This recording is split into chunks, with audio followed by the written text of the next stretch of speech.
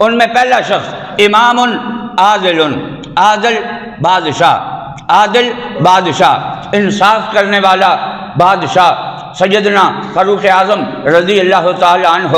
آپ مدینے کی گلی میں جا رہے ہیں، دیکھا کہ ایک لڑکی وہاں بیٹھ کے سر نیچے جھکا کے زار و قطار رو رہی ہے، تو امیر المومنین کے قدموں کی آہٹ سنی، اس لڑکی نے اپنا سر اوپر کیا تو دیکھا امیر المومنین آ گئے، جلدی سے اپنی شکایت لے کے حاضر خدمت ہوئی، کہنے لگی امیر المومنین میں آ رہی تھی بازار سے تیل لے کے، یہاں گلی کی نکڑ سے مجھے ٹھوکر لگی ہے، میں گر گئی ہوں، تیل کی بوتل گر گئی ہے، زمین پر انڈیل بیٹھی ہوں، اس کی وجہ سے پریشان ہوں، آپ امیر المومنین ہیں، آپ کچھ کیجئے میرے لیے۔ تو آپ فرمانے لگے کہ جس میں رونے والی بات کون سی ہے، اتنا بڑا نقصان نہیں ہے، بازار جاؤ اور تیل لے آؤ اور اپنا کام چلا لو۔ وہ کہنے لگی اگر پیسے ہوتے میرے پاس تو میں یہاں بیٹھ کے نہ روتی بلکہ تیل لے کے گھر چلی جاتی۔ اپنی جیب میں ہاتھ ڈالا تو اس میں بھی پیسے نہیں تھے، فرمایا پیسے تیرے پاس بھی نہیں ہیں، پیسے میرے پاس بھی نہیں ہیں، چل پریشان نہ ہو، گھر چلی جا، اپنی مالکن کو کہہ دینا کہ بی بی مجھ سے نقصان ہو گیا ہے، بے دہانی میں غلطی ہو گئی ہے، مجھے معاف کر دے۔ تو وہ اور رونے لگی، کہنے لگی وہ بڑی ظالم ہے، بڑا مجھے مارتی ہے، روز اس کی ماریں کھا کھا کے اب تنگ آ گئی ہوں، اس وجہ سے میں مار نہیں کھاتی، آپ امیر المومنین ہیں، آپ ہمارا کچھ کیجئے۔ تو آپ نے اپنی کمر سے درہ اتارا اور زمین پہ مارا اور فرمایا کہ اے زمین عادل الی، بتا کیا میں عمر نے تجھ پر انصاف نہیں کیا ہے؟ آپ کا اتنا فرمانا تھا کہ زمین سے تیل کا چشمہ ابل پڑا اور آپ فرمانے لگے اوے لونڈی جلدی کر اپنے تیل کی بوتل بھر لے۔ جب بادشاہ عادل ہو تو زمین کو حکم کرے تو اس سے تیل کے چشمے نکل پڑتے ہیں، جب بادشاہ بے ایمان ہو تو پھر IMF سے جتنا مرضی قرضہ لے لو، ملک دن بدن مقروض ہوتا ہے، ملک میں خوشحالی نہیں آتی۔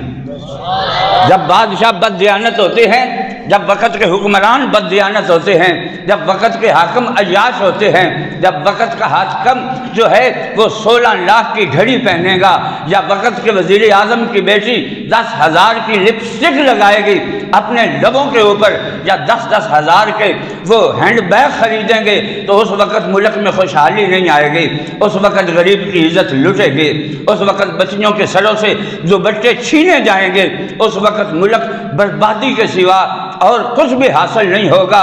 اگر آج بھی اطمینان چاہیے، سکون چاہیے، خوشحالی چاہیے، وطن کی خوشحالی چاہیے، امت مسلمہ کی خیر خواہی چاہیے، تو آج بھی تمہیں انتخاب کسی عادل بادشاہ کا کرنا ہوگا۔ عیاش لوگ جو ہیں وہ کبھی بھی تمہیں خوشحالی نہیں دے سکتے۔ حضرت سیدنا عمر بن عبدالعزیز رحمۃ اللہ علیہ، جن کے دور میں دور فاروقی واپس آ گیا، جب آپ نے سلطنت کو سنبھالا تو آپ نے شام کو اعلان کیا مسجد میں، فرمایا جتنا بیت المال سے لوٹا ہوا مال ہے صبح سارے کے سارا بیت المال میں جمع کروا دو، ورنہ میں کسی کو بھی نہیں چھوڑوں گا۔ گھر آئے، اپنی بیوی کو بلایا، کہا کہ اب اللہ نے میرے کندھوں پہ بوجھ رکھ دیا ہے۔ ایک وہ وقت تھا جب میں نے شاعری چاہی، میں نے خواہش کی اللہ مجھے شاعر بنائے تو میں نے بڑے شعر کہے۔ پھر وہ وقت تھا مجھے تجھ سے عشق ہو گیا، میں نے تیری شادی کی طلب کی، اللہ تعالیٰ نے تیرے ساتھ میری شادی کر دی۔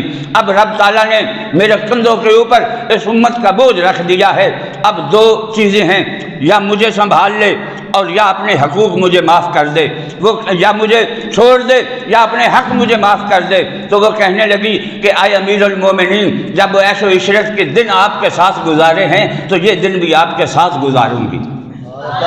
فرمایا پھر جلدی کر، وہ جو تیرے باپ نے تجھے سونے کے کنگن پہنائے تھے وہ بیت المال کا پیسہ ہے، وہ لا اور واپس کر، میں بیت المال میں رکھوں گا۔ وہ فوراً گئی اور وہ اپنے کنگن لے کے آ گئی۔ جب فجر کی نماز کے لیے حضرت عمر بن عبدالعزیز گھر سے نکلے تو لوگوں کے گھروں کے باہر گلی کے اندر سونے اور چاندی کا ڈھیر لگا ہوا تھا۔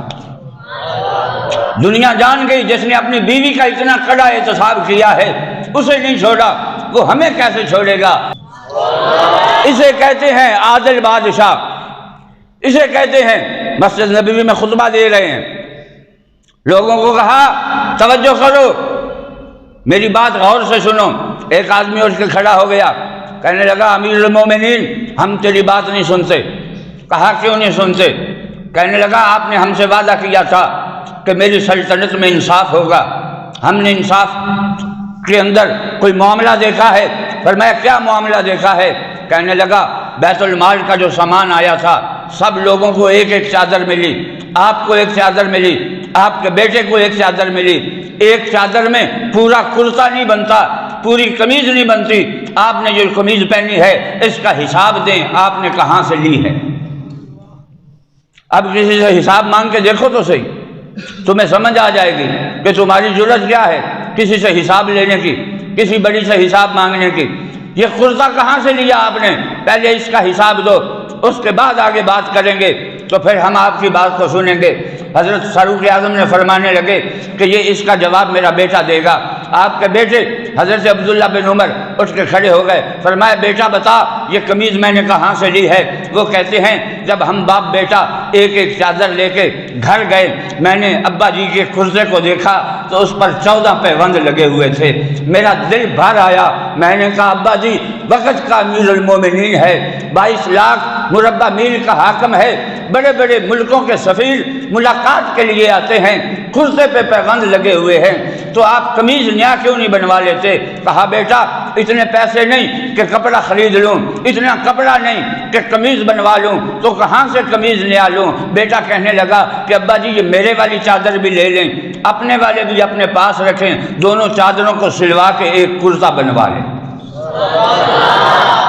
کہا وہ تو میں نے اپنی چادر دی تھی ابا جی کو، اور اس کے ساتھ ان کا یہ کرتا بنا ہے، اسے کہتے ہیں عادل بادشاہ، امام عادل، جو عادل بادشاہ ہوتا ہے۔